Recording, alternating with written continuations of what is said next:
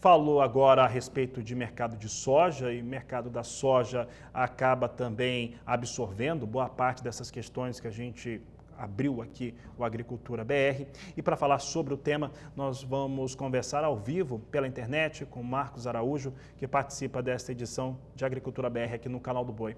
Marcos, obrigado pela sua participação. Eu estava comentando, né, a chamada super quarta hoje, mas nós temos aí super dias já há algum tempo, desde quando o Donald Trump assumiu, né, trouxe mudanças relevantes. Mas não só por isso, mas também por conta de uma colheita mais lenta aqui no Brasil, ficou mais tardia por conta de um plantio mais tardio, que mudou muito a estrutura daquilo que nós vemos normalmente anualmente de compra e venda junto à China, e principalmente mudando um parâmetro que é, numa super safra brasileira, prêmios positivos nos portos. Como é que está hoje, no seu entendimento, o mercado da soja internacional e principalmente como é que ele reflete aqui no Brasil? Boa tarde, seja bem-vindo. Olá, Fabiano, muito boa tarde a todos. Realmente, acho que o grande destaque nessa safra até o momento foi essa disparada dos prêmios da soja na exportação. Esse prêmio até então, apesar de uma safra recorde no Brasil, Fabiano, apesar da quebra no Rio Grande do Sul, nós temos aí bons estados escolhendo aí excelentes produtividades que pode sim trazer a safra brasileira ao redor de 170 milhões de toneladas. Diante dessa safra recorde, esses prêmios poderiam estar negativos. Ainda bem, esses prêmios estão no território positivo. Você tem uma noção, uma soja agora para embarque abril, Porto de Paranaguá, esse prêmio que era negativo, hoje ele é negociado em torno de 82 centavos de dólar acima de Chicago. Claro que com esse conflito, essa tensão entre a guerra comercial Estados Unidos e China, espera-se que a China concentre suas compras da oleaginosa aqui no Brasil, o que faria uma pressão negativa sobre Chicago, e o Brasil se comportaria nessa elevação dos prêmios. Também vale a pena nós citarmos, Fabiano, o efeito do recuo do dólar frente ao real, que também tira o ímpeto do produtor na venda e fortalece os prêmios da soja. Eu acredito que esses prêmios, falando do primeiro semestre do Brasil, estejam muito próximos de uma máxima, Fabiano, porque nós vamos ter em breve essa colheita da soja com maior ritmo e maior oferta no mercado do farelo de soja argentina e o óleo, e a Argentina é um grande competidor no mercado internacional do farelo e óleo de soja. Me preocupa uma possível pressão negativa para frente devido a esse excesso de oferta que nós podemos ter falando de farelo de soja. E Marcos, eu tenho olhado, né, quando a gente olha ali os números em Chicago, nós temos visto o mercado de farelo e de óleo e tem apresentado alguns cenários positivos até, né? Ele não tem apontado uma situação diferente. Agora, quando a gente olha para todo o fator Estados Unidos em relação à criação de tarifas, a gente está observando também que a Argentina é potencialmente aquele que mais se favorece com uma situação para esse mercado de farelo, mercado de óleo, é uma característica. O Brasil tem como, de alguma maneira, também ser mais profundo, ter mais profundidade nesse mercado internacional? Fabiano, o Brasil, devido à nossa estrutura tributária, né, nós somos aí grandes exportadores de matéria-prima, tá? Nós temos uma condição tributária que não favorece a industrialização de produtos, infelizmente. A Argentina tem essa vantagem competitiva. Portanto, o Brasil e a China buscam importação das matérias-primas. Assim como ela quer o minério de ferro para produzir seus carros na China, ela não quer o nosso carro já pronto. Então, a mesma coisa, ela não quer a nossa carne suína, não quer a nossa carne de frango. Ela quer a soja para importar, gerar todo o pátio de indústria na China e produzir o seu suíno e o frango por lá. Então, a questão aí, eu acho que a estratégia, o Brasil, quando foca também na exportação da soja em grão, nós temos uma vantagem competitiva. A nossa soja em grão tem mais qualidade, maior teor de proteína e óleo que a soja da Argentina e dos Estados Unidos, portanto, nós temos uma boa vantagem competitiva avaliando especificamente a soja em grão. Tá?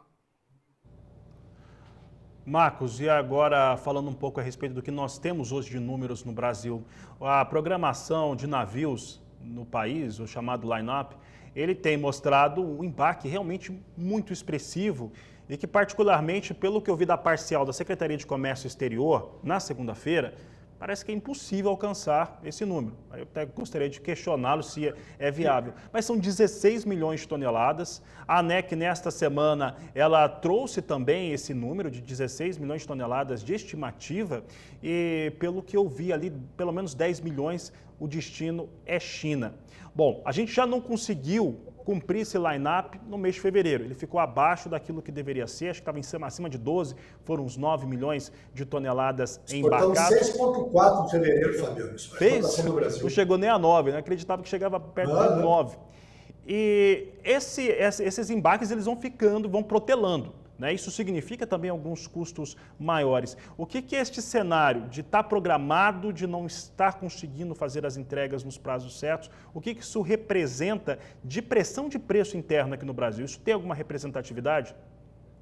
Certamente. Além disso, também para piorar essa expectativa da exportação no Brasil, vale nós lembrarmos aí, Fabiano, daquele acidente que houve lá em Barcarena, com aquela barcaça derrubando a esteira de carregamento da Viterra e da ADM, que são grandes players de mercado. Então é um número muito otimista.